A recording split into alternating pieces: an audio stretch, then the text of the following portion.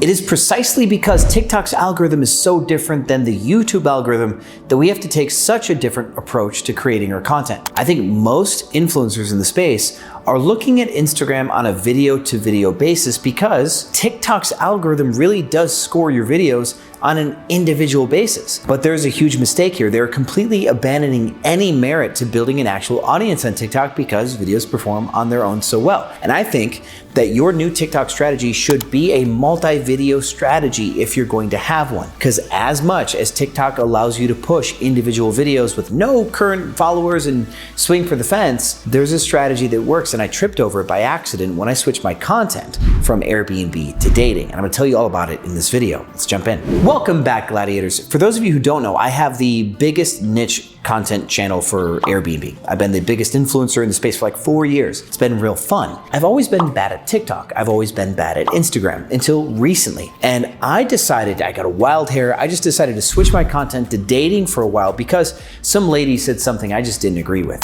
And funny enough, that's how I got into YouTube. My best friend said something about real estate that I just didn't agree with, so I made my own opinionated video on Airbnb and not owning properties. C'est la vie. There's probably a gem there, isn't there, right? You have to be emotionally charged, you have to be passionate, you have to have something worth invoking an emotional response, and an opinion is a big one. What I'm doing now with my dating content, I think is actually pretty profound. It may not be the newest thing, but nobody's doing it. I want to show you the heart of what I'm going to call the depth charge technique if you ever want to break into new niche categories. TikTok will allow you to swing from vine to vine to vine.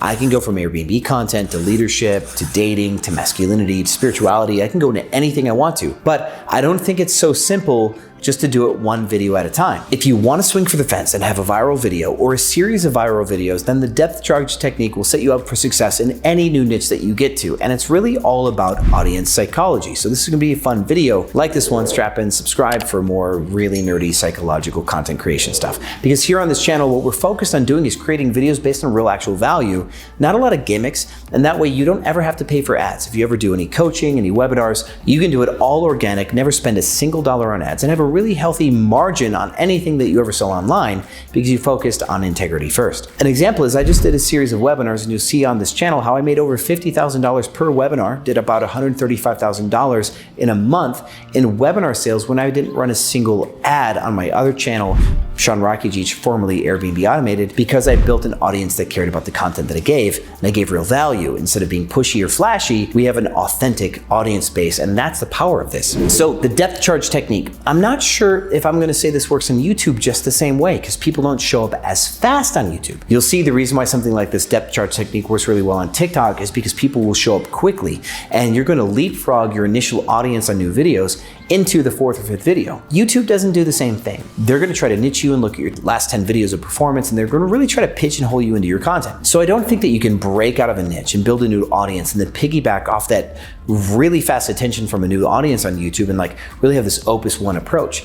You could potentially do that with shorts, but I haven't tested it yet. I do think on YouTube, delivering quality videos to an audience where they anticipate the next video, maybe even episodic, might be the best way to do YouTube at this moment in time. But this depth charge technique will be really effective on TikTok. Who knows, maybe even Instagram or YouTube Shorts as well. So let's talk about the anatomy of this. When I started doing dating content, I did stuff that was controversial.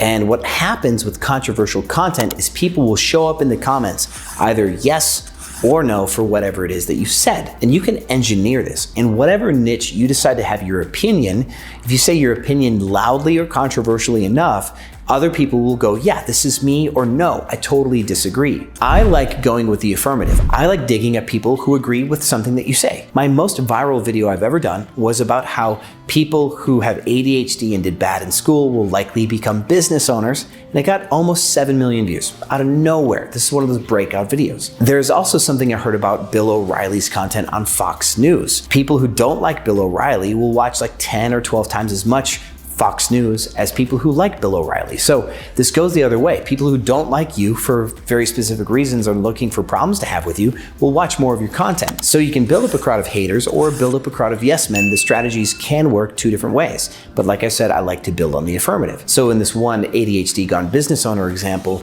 That is the first video where everybody who's a business owner now who had ADHD has now showed up in the comments and said, yes, this is me. And we can take that a few steps farther. Back when I did that viral video, I did not know that I had a golden opportunity and I wasted it. Now let's get to this dating content. I did the same thing about how as a rich man, I can find somebody who's capable of making me not want money so much anymore, making me believe that there's more to life than money, softening me up, getting me to take off my armor.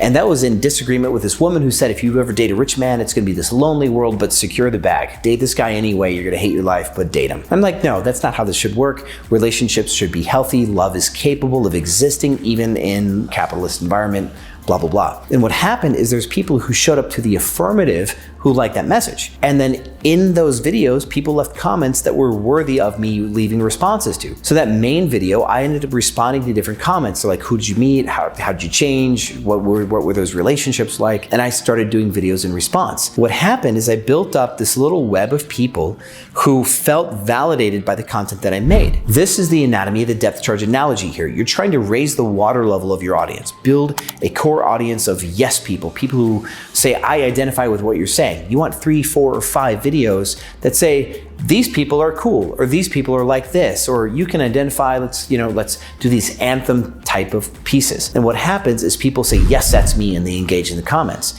They'll see your next videos if you share the same hashtag. So if you have 4 or 5 videos that have a hashtag series that engages with an audience that you know will show up and say, yes, I identify with this content, this is me, then on the 6th video, what you can do is you can slingshot a piece of content through the fact that you've built up this momentum audience. Let's call that a momentum audience. If you have all these yes me people who love a certain type of content, and then you drop a piece of content that you want to have a lot of reach that will be well represented by the depth charge that you just built, you're going to get a multiplier with that content. All the people who have been watching your recent content about masculinity, your spirituality, or how to fix cars, who really feel like they're part of your tribe that you've built in 4 or 5 videos, they're going to watch those videos, they're going to like your content, they're going to comment, and they're going to push that video farther. So if you're designing a viral video, what I'm telling you is save the viral video for after you've depth charged that audience with 4 or 5 primer pieces of content that get them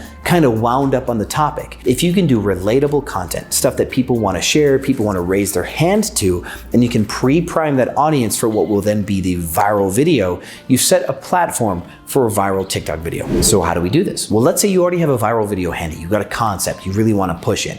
And as Gary Vee says, with that type of video, you might publish it 4 or 5 times in order to get it to go viral. What you're going to do in this case, though, is you're going to do your market research first. You're going to go online and see what hashtags people are using in this area of your video. You're going to try to find what you think to be that soft audience, the one that you can kind of break into. You're then going to go look at other people's content around that niche, and you're going to try to find a preposition to offer or a controversial statement to offer, something that is adjacent to your ready to plug in viral video and something that is relevant to the current audience. For example, Passport Bros is a hashtag that is adjacent to dating content, to masculinity content, and to the same woman is like, hey, screw guys over and just take their money, that whole get money Cardi B style world that's out there. That is adjacent and is highly controversial to the world that already exists. I can do a video that gets Passport Bros to show up in content to represent themselves and have the Passport Bros community intersect with the dating community and do cool original content that pulls on both audiences.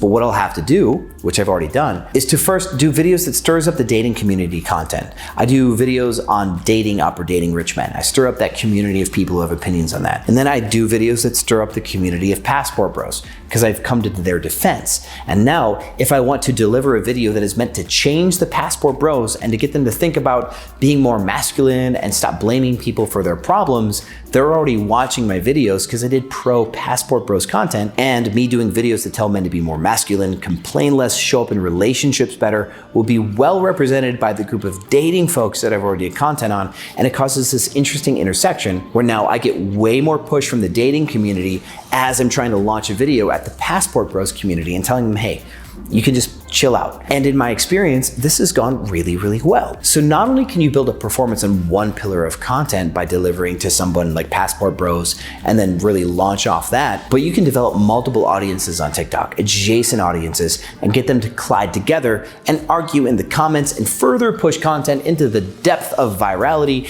and it's super fun to watch that happen. And in my opinion, I think the best content that you can make is the replies in the comments that people leave. Stitches and replies perform really well on TikTok right now. So if you can make one original video and then have 9 videos that are either replies or stitches or duets based around the stuff that you've already created, that is a great TikTok strategy. Put a lot of work into 10% of your content and then let the other 90% of your content be a conversation around your core content. Because I do believe that TikTok's algorithm is more like Twitter than anything else. Less like YouTube, less like Instagram. I think that they really want to make a video Twitter and they want everything to be a conversation. And that's why you can video reply to a comment. That's why you can stitch someone else's video. They're really trying to bridge it together. So push on TikTok's native features and take your original content and the comment replies and build your content from there. So again, if you want something to go viral, prime the audience to get ready for that viral piece of content by doing stuff that affirms their existence.